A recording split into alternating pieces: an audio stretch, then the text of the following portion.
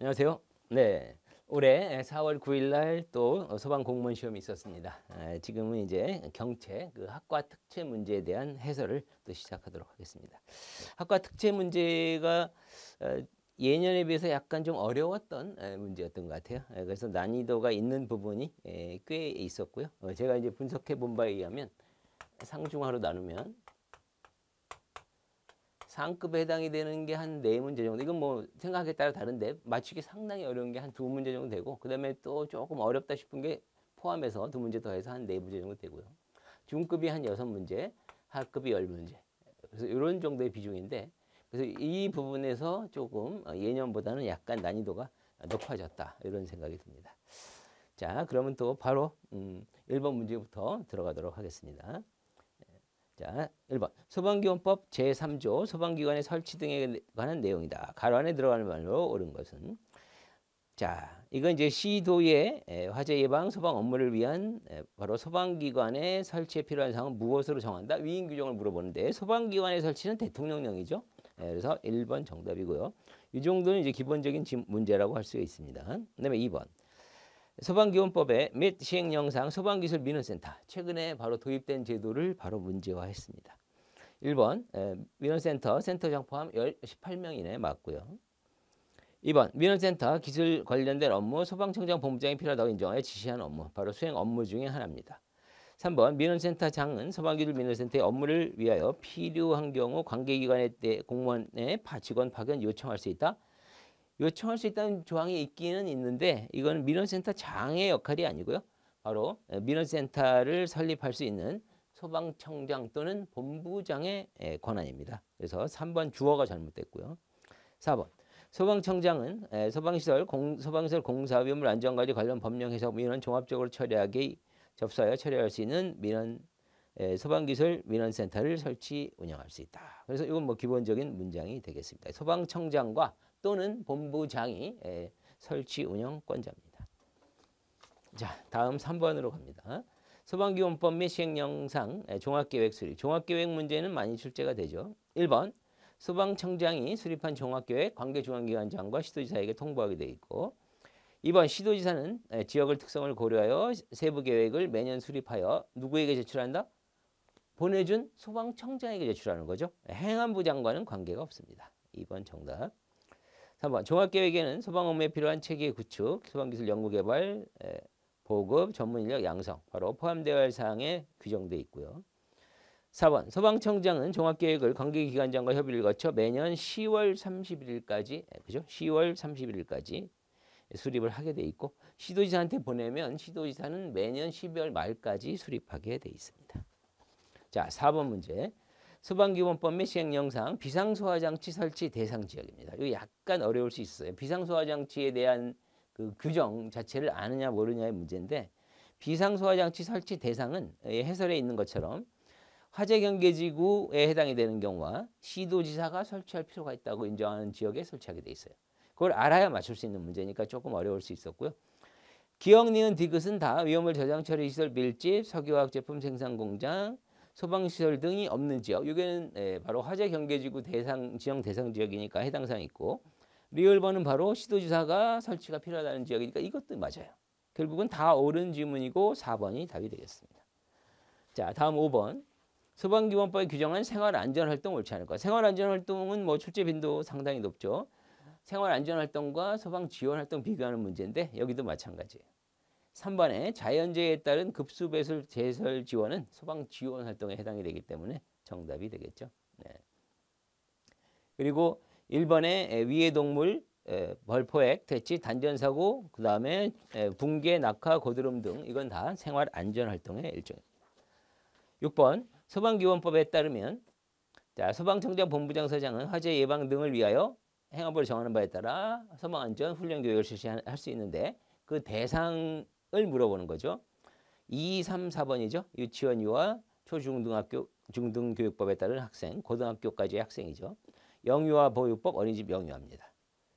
1번 장애인은 규정이 없습니다. 1번 정답이고 7번 소방기원법상 소방대장에 관한 이것도 비교적 쉬운 문제였죠. 1번 소방활동에 필요한 소화전 급삽 저수조는 설치 유지 시도지사가 하는 거죠. 1번 소방대장과는 관계가 없다. 정답이 되겠고.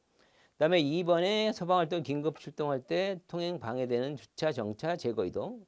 바로 본부장, 서장, 대장의 역할이니까 소방대장 포함되고. 2번에 화재 등의 폭발 등을 막기 위하여 가스, 전기, 유류에 대해서 공급 차단 조치. 이것도 마찬가지. 본부장, 서장, 대장. 4번 위급한 현장에서 필요할 때 관할 구역에 사는 사람 구출하는 일, 불 끄도록 번지지 않도록 하는 일. 소방활동 종사 명령이죠. 본부장, 서장, 대장입니다. 8번 문제. 소방기본법 가로 안에 들어갈 말 옳지 않은 것. 뭐는 사람의 구출 막기 위하여 필요할 때 화재 발생 우려가 있는 토지를 일시적 사용 제한 이런 강제 조치를 할 수 있는 권한자는 본서대죠. 본부장, 서장, 대장입니다. 그래서 소방청장은 관계가 없다. 9번 문제. 소방기본법 41조에 한국소방안전원의 업무. 이것도 출제 빈도가 높은 건데 1번에 안전국제협력, 그 다음에 소방기술 안전관리 교육조사 연구, 3번에 대국민 홍보 다 맞습니다. 근데 4번에 장비, 소방장비 품질 확보, 품질 인증, 신기술 제품 인증 이런 업무는 안전원의 업무는 아니고요. 우리 공부하는 법과는 관계없고 그 소방산업진흥에 관한 법률에 보면 한국소방산업기술원, 그 한국소방산업기술원의 업무입니다. 그래서 4번이 정답이 되겠습니다. 이건 참고로 제가 평상시에 설명을 드렸던 그 두 문자 같은 거 생각을 해보면 쉽죠. 안전원의 업무하면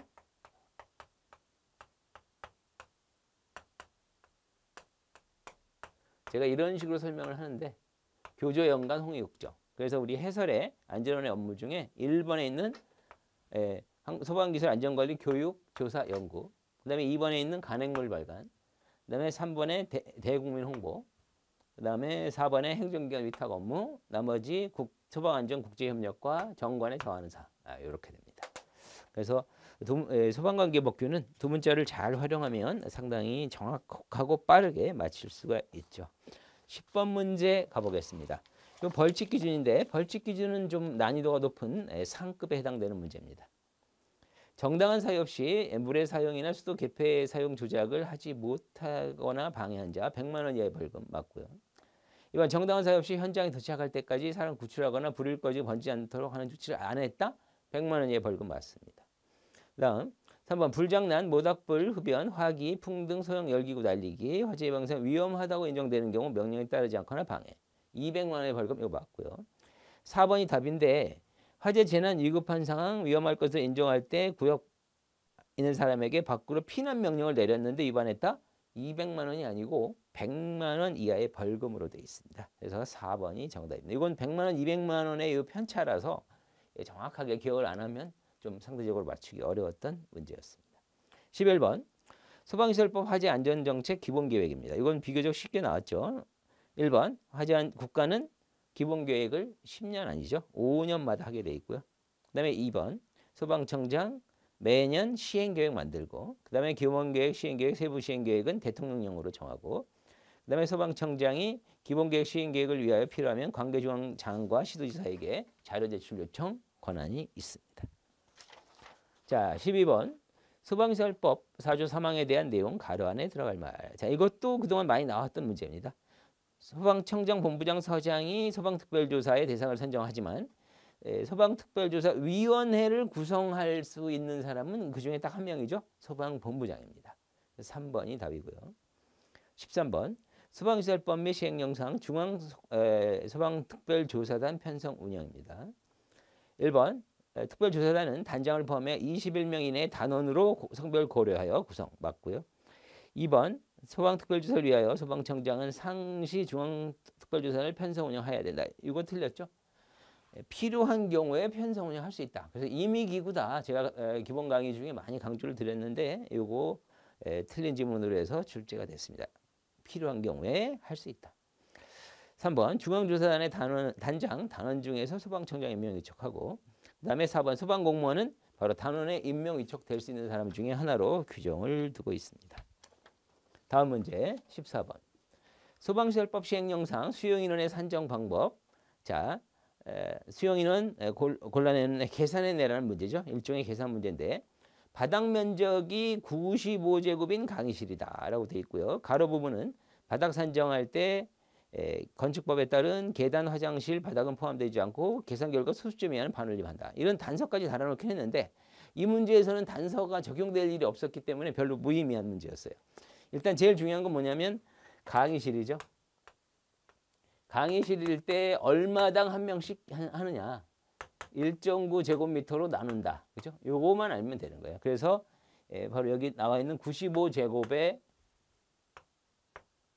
나누기 1.9. 이게 공교롭게 딱 50이 됩니다. 그래서 뭐 수수점 따질 것도 없고요. 바로 50명. 3번이 답이 되겠습니다.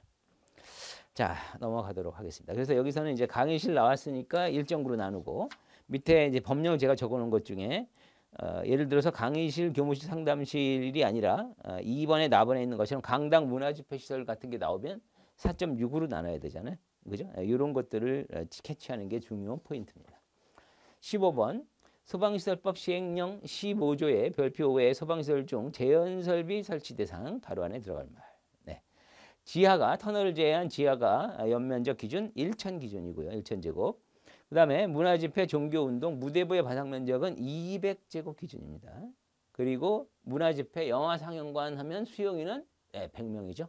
그래서 1번이 답이 되겠습니다. 이런 것도 이제 숫자 평상시 좀 유심히 보신 분들은 맞출 수 있었고요. 약간 신경을 덜 쓰시는 분은 좀 헷갈릴 여지가 조금 있었던 문제인 것 같습니다. 16번 갑니다. 소방시설법 시행령상 특정 소방대상물에 지진 발생했을 때 지진 내진 설계 대상은 출제 빈도가 높죠. 내진 설계 대상 하면 옥내 스물입니다. 옥내 소화전, 스프링클러, 물분무 소화 설비. 간단하게 골라낼 수 있는 거죠. 그래서 아닌 거 4번 연결 송수과는 관계가 없다. 17번 소방시설법 시행령상 별표에 소방 조사 중 단독경 보행 감지기. 최근에 단독경 보행 감지기 문제가 많이 출제가 되고 있는데 이것도 맞출 수 있었을 겁니다.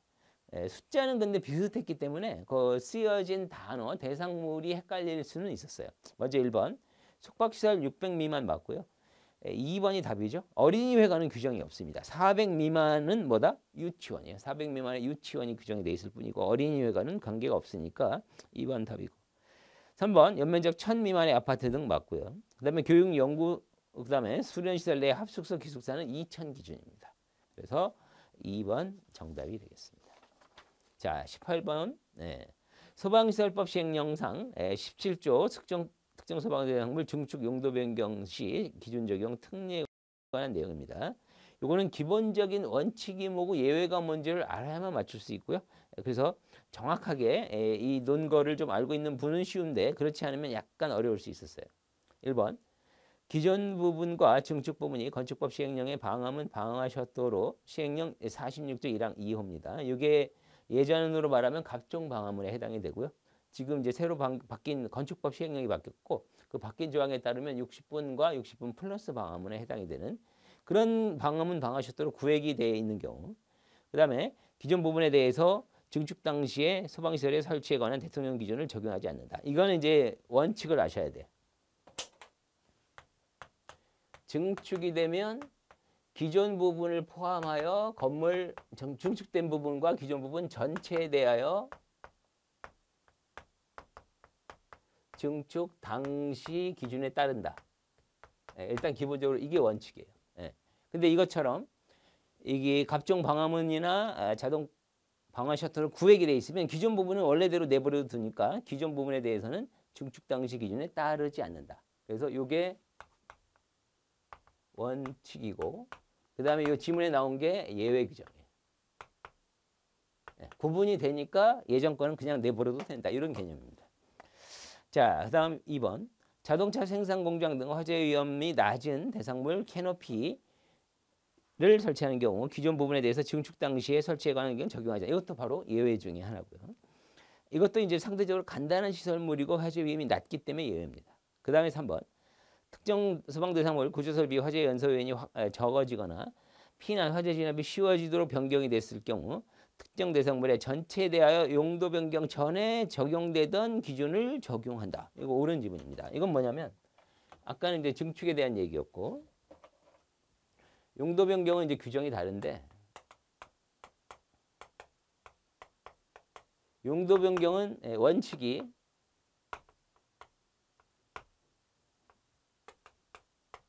용도 변경 되는 부분만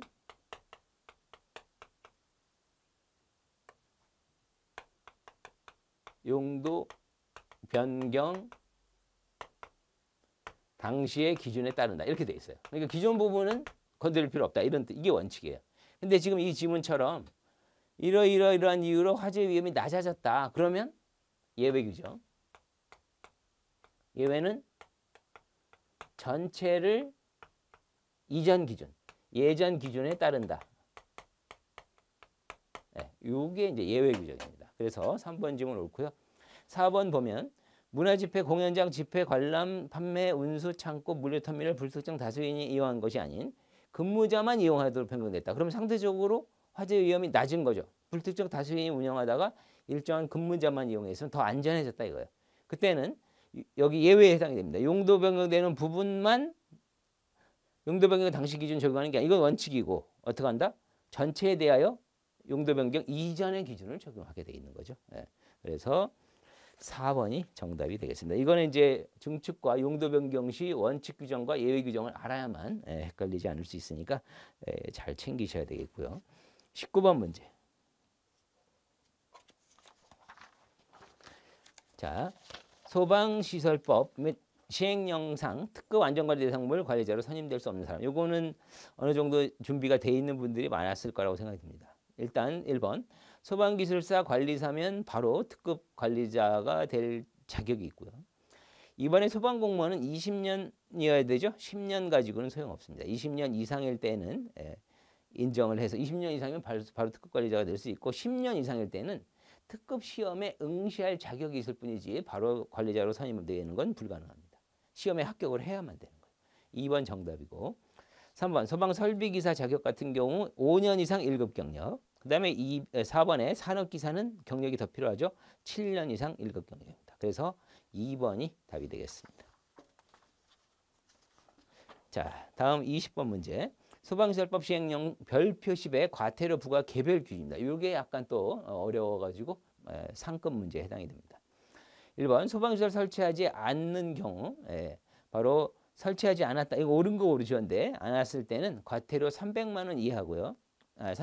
부과의 개별 기준이니까 300만 원의 과태료에 처한답니다. 그냥 시행령에서는 법령에 적혀 있는 것 중에 딱 정해서 규정을 둔 거니까 과태료 300만 원이고 2번 법 10조의 2 1항을 위한 임시 소방시설 설치 유지 안 했다. 이것도 300만 원이에요. 200이 아니고. 자, 3번이 옳은 지문이죠. 수신반, 동력 제어반, 비상용 전원, 소방시설용 비상용 전원 차단 고장난 상태로 방치, 임의로 조작하여 작동되지 않도록 했다. 이건 200만 원의 과태료 정확하게 맞고요. 정답입니다. 4번 소방시설이 작동하는 경우 소와 배관 소환으로 소화수가 방수되지 않는 상태, 약재가 방수되지 않는 상태로 방치해버렸다. 이거는 200만 원입니다. 300이 아니라 200. 그래서 1번에 소방시설 설치 안 하는 거와 임시 소방시설 설치 안 하는 경우가 300만 원 과태료. 그 다음에 3번, 4번은 둘 다 200만 원. 이렇게 정리가 되겠습니다. 그래서 해설이 끝났는데요. 보니까 이 과태료라든지 이런 벌칙 문제가 좀 더 약간 좀 세부적인 내용이 나와서 그건 좀 출제가 좀 어려웠고 나머지 문제 중에서 몇 개 또 어려운 문제가 있었고 해가지고 전체적인 분위기로 봐서는 작년이나 평년에 비해서는 한 2문제 정도 난이도가 좀 있는 걸로 평가가 됩니다. 자, 여러분들 이번에 시험 보신 분들 꼭 좋은 결과 있길 바라겠고요. 또 내년 시험 대비하시는 분들은 이런 최근에 기출경향을 반영을 해서 부족한 부분을 잘 보완해서 1년간 잘 준비하셔서 좋은 결과 있기를 바라면서 강의를 마치겠습니다. 수고하셨습니다.